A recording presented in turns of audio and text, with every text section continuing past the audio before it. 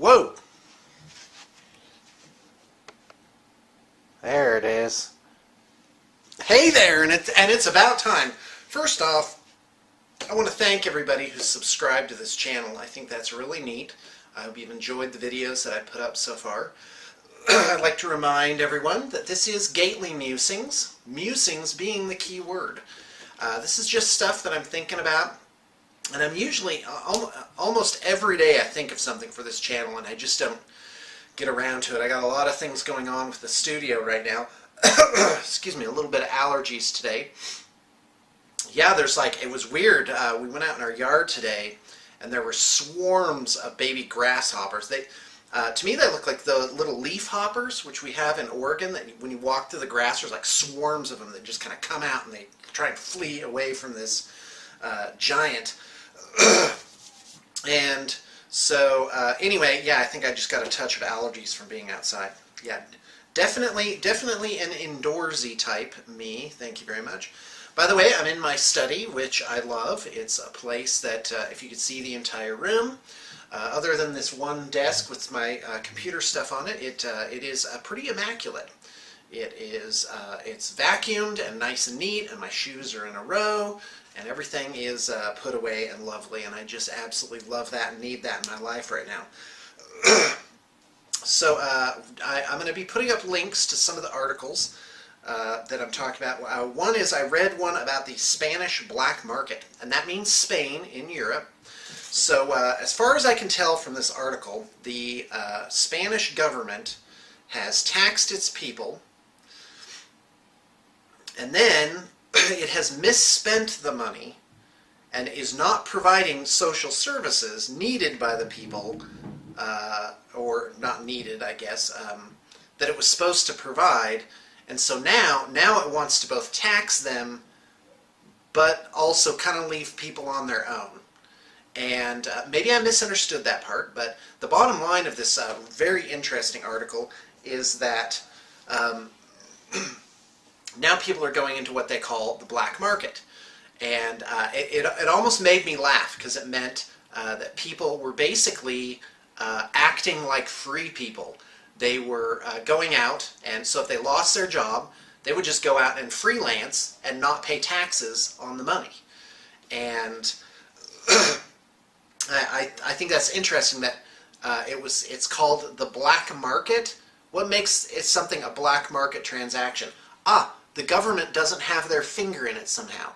Somehow that you have to report it, or somehow that you have to pay money. You have to cut them in on the deal. Now, I want to be clear.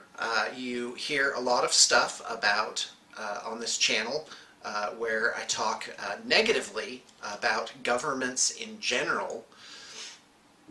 And I just want to be clear that I do believe government can be good if it is in the right kind of role. And that leads to my next topic. In fact, we're going to come back to the black market idea, which is, hold on, no, I almost lost it there, but I didn't. Which is government can be good. Government, oh yes, that was it. The United States government, all I want is the government as described in the Constitution of the United States. That's what I want. I would be happy with that. But right now, there's a difference. I'm reading the Constitution, and I'm seeing the laws that are being enacted, and I say, this is two different things. I read about the early American revolutionaries, the colonists, the things they rebelled against. The British government is now personified in the United States federal government now. There are modern redcoats, effectively. So that's it. So I am a champion of the Bill of Rights. That's my thing. I want the Bill of Rights. And I look at the world. There are people who will violate your rights either by making anti-constitutional laws or by directly violating them in a criminal way, meaning, for example, the Fourth Amendment gives you right to security in your person, possessions and papers. So what does that mean? That means you can't just walk up to somebody on the street and stick your hands in their pockets. Why can't you do that? No, seriously, even if you didn't take anything, why can't you just stick your hands in someone's pockets? Why can't you just, go into their house and rifle through their possessions? It's because of that, because that is a human, civil, constitutional, God-given right that you have to be secure in your person. That's what's going on in public schools.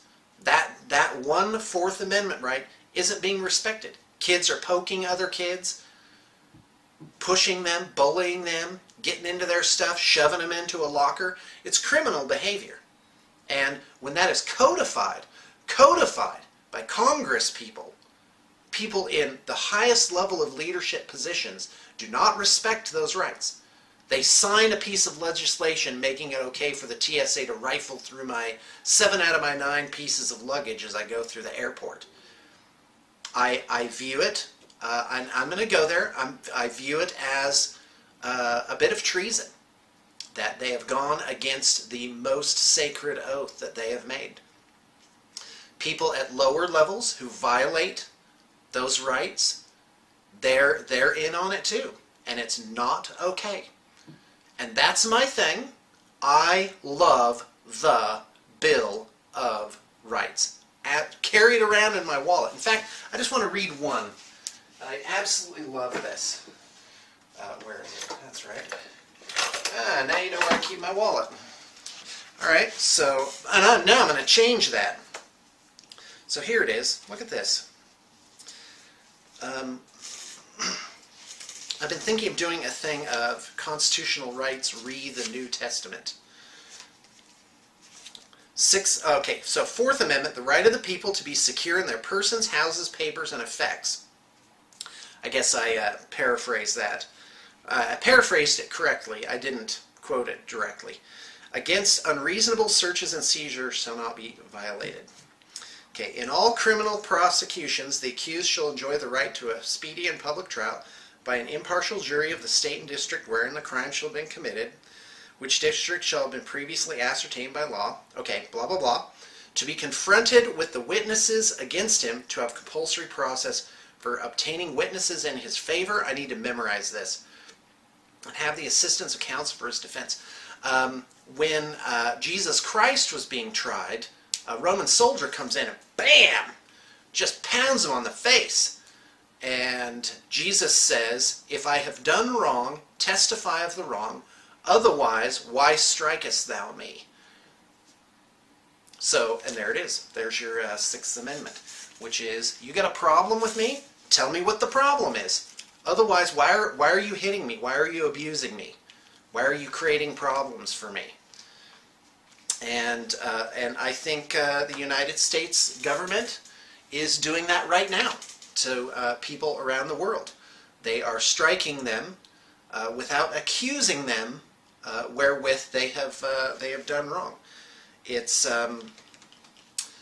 it makes me worried. I think we're setting a bad example, and it just if anything, it kind of makes me sad. Okay, I was watching a movie and I saw a Navy commercial come on, and it shows the Navy thing, and then at the end it says Global Force for Good, and I just, oh, that just made my blood run chill a little bit. I'm like, and it simply makes me ask the question, why are we everywhere? What's going on with that? Well, there's a reason for that, which is United States foreign policy. I was actually reading a PDF on this. I've heard it called the Wolfowitz Doctrine, and I will grant you I am not very well read on this particular matter.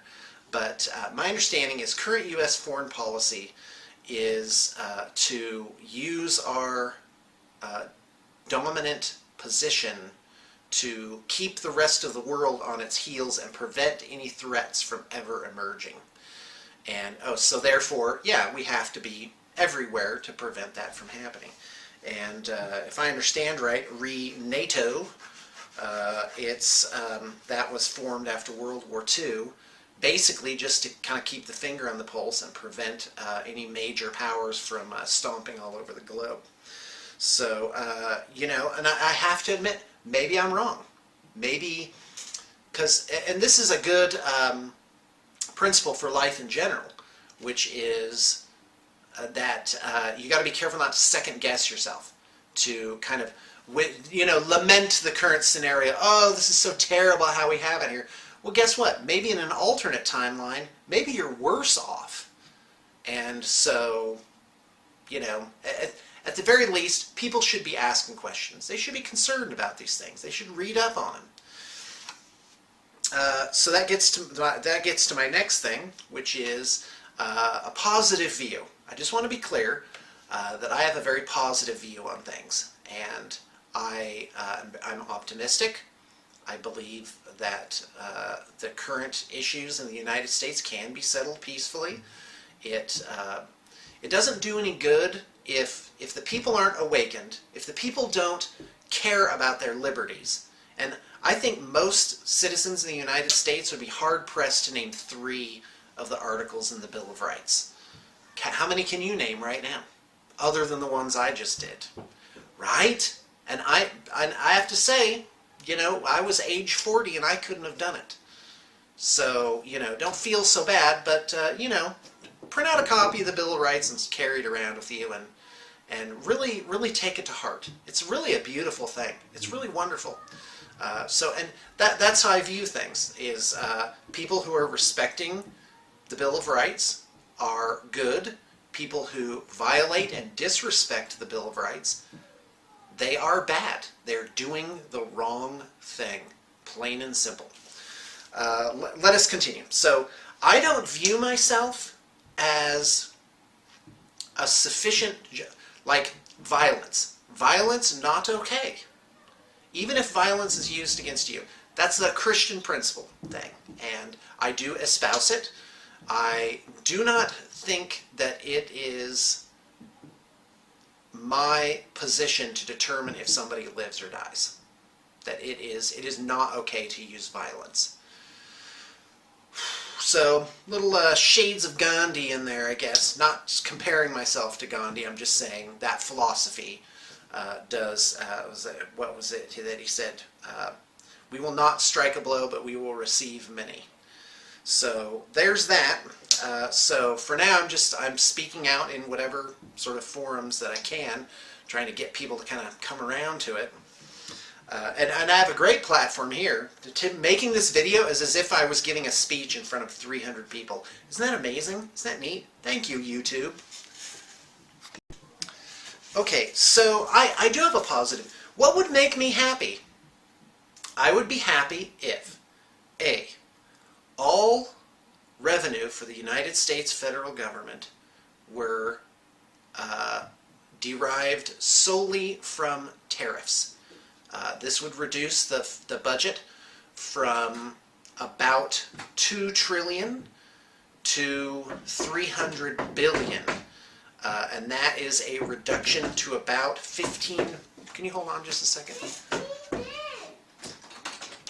Hello, baby. Oh, look, it's a little princess. Hi. You are all dressed up like a little princess. Are you playing dress up in the playroom? Oh, and here's a dog. A little dog that wandered in. Hello, little doggy. Your name is Wiggles. So, oh, he's on me. So, yeah, all right. Hold on, I'll be right back.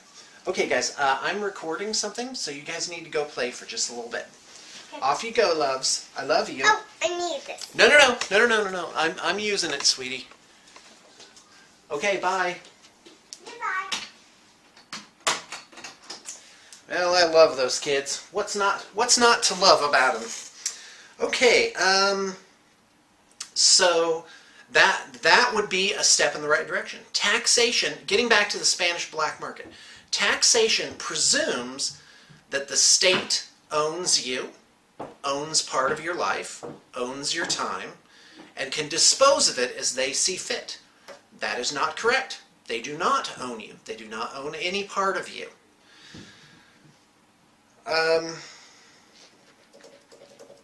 Yeah, and I view that as respect. That's, the colonists were dumping tea in the harbor over 2%, and we probably have as much as 40% of our lives sucked away.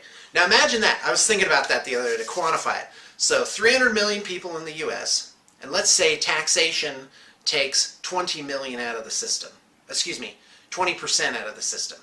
That's as if you had 60 million people in abject slavery if you concentrated onto just those people. I mean, it would be a travesty of a lifetime. But, it would be a shame of generations. And in fact, I think future generations will be like, whoa, they'll view us as less than serfs.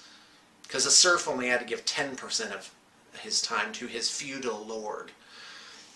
So, but until people have freedom in their heart, and they're willing to take responsibility for themselves and their families and their own communities, it simply won't happen. So, wow, I really kind of I'm going back to original topics. So you got to be careful with the violence thing, and I view violence, it's like a pendulum with a very heavy weight at the bottom. And when you commit a violent act, you hit that pendulum.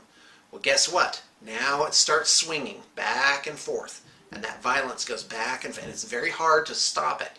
It's like a mosquito bite. You got to stop itching it, and that is Christian principle. Christian principle puts an end to that, I guess that's a topic for another day. The old turn the other cheek thing, which is that if you read that passage at the end, there's a promise to it. There's a thing that says, okay, and if you do this, this following thing will happen, and but that's for another day. So I have a very positive view, which is I want certain things. I'm not decrying necessarily, and ready to like tear everything down. The anarchist view, just like rip everything down. Well, they've kind of, they might be on to something there, but and by on to something there, I mean you can go too far towards tyranny and need to scale it back.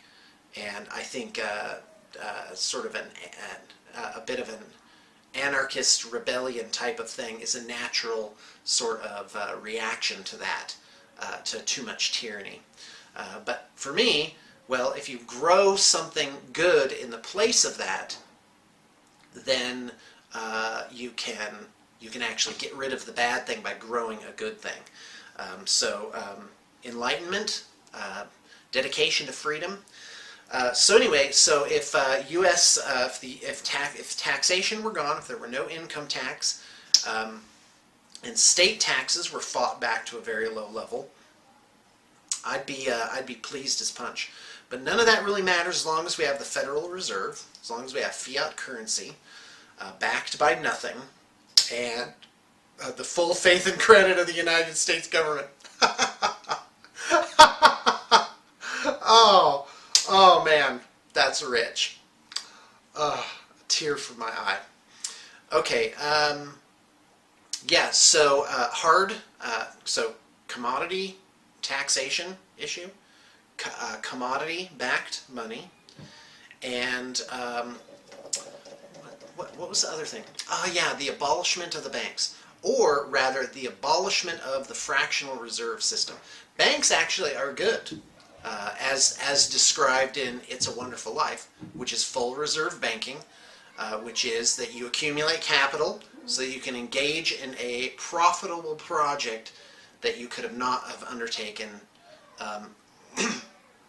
otherwise. For example, a group of 6 farmers, one of them perhaps is a young farmer and his new family, so all the farmers get together. They build a mill for the young farmer, and the young farmer then writes, what is it called? He pays back the other people as 10 years goes by for the capital that they put into his mill with actual resources. So a really super book to read is Meltdown by Thomas Woods. Get on Amazon right now. If you've got any money in your PayPal account, get on Amazon right now. Buy Meltdown by Thomas Woods. It will help you in business, it will help you in life, and it will help you understand money. And it will help you understand what's going on right now in the United States. People are going to have to understand. So stay tuned to this channel, because I'm going to help you understand what is happening and how to deal with it on a local and individual level in a peaceful fashion. All right, guys have so much to talk about. So one thing I've noticed is that poor people, and by the way, I did grow up poor, they never have any leverage. So, you know, and if you're living paycheck to paycheck, that is poor. And I understand that. I've come from there. I've literally built up anything that I have in life from nothing, arguably less than nothing. I do give praise to God and His goodness for helping me out. I don't mean to be dogmatic there, but there it is. Poor people don't have any leverage. So let's say this person, they wreck their car. They don't even have $1,200 to go out and buy a beater. They have no accumulation. So, you know, living hand to mouth. And I've seen that with some of my workers just moving out here. They've got it's hard for them to get into a house. We had to help them get into a house, you know, just that first and last month's rent. It is tough. That is real, and I'm so sympathetic to that situation, and it makes me upset. And I'm busting my brain, I'm racking my head on how can I help people get that leverage and be prosperous and get on top and stay on top. And I think it's shelter. Somehow you gotta become a landowner. You have to own the land and live on the land. And unfortunately, there's so many rules and regulations that get in the way of people basically supporting themselves. Back to the Spanish black market. When it comes down to it, people will figure out how to help themselves. They will, you know, hike up those bootstraps.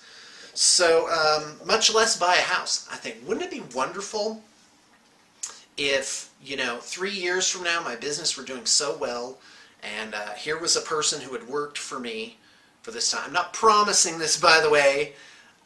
This is just an idea that I've had, which is, you know, a young or old, whoever it is, let's say the company was able to just say, here's, you know, $80,000, buy a little cottage, fix it up, and own it outright. And then I can just get one of my people or a family that works for me and get them into that house. They still pay for it. They pay plus interest, but the interest money then goes back into our system and helps somebody else do the exact same thing. And I'm still trying to wrap my head around it. But yeah, there's that barrier to entry. You know, I'm going to make this topic of another video. But I want to talk to barriers to entry and what I call gilded professions. Like, for example, I go in, I need some fillings in my teeth, and I don't go to do it because it's so expensive.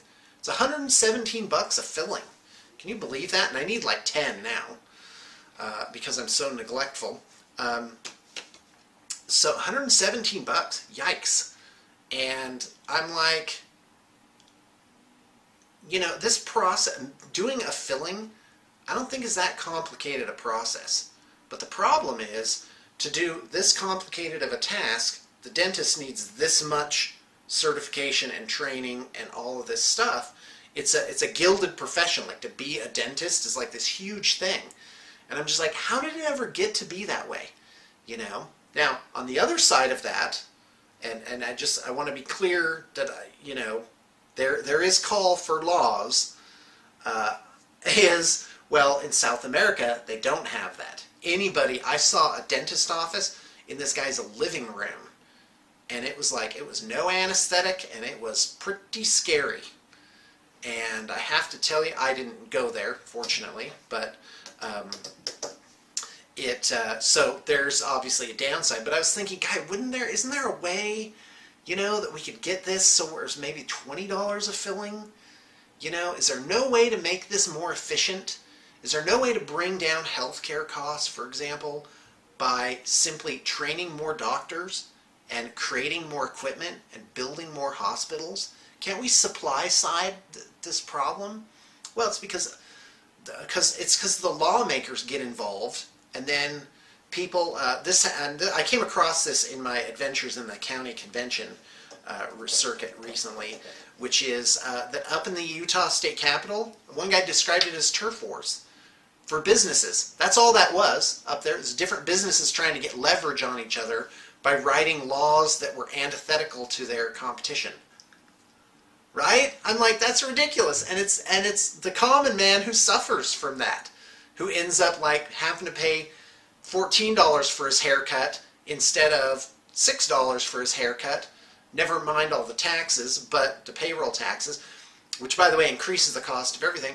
But it's because the person to cut your hair has to spend $8,000 on school.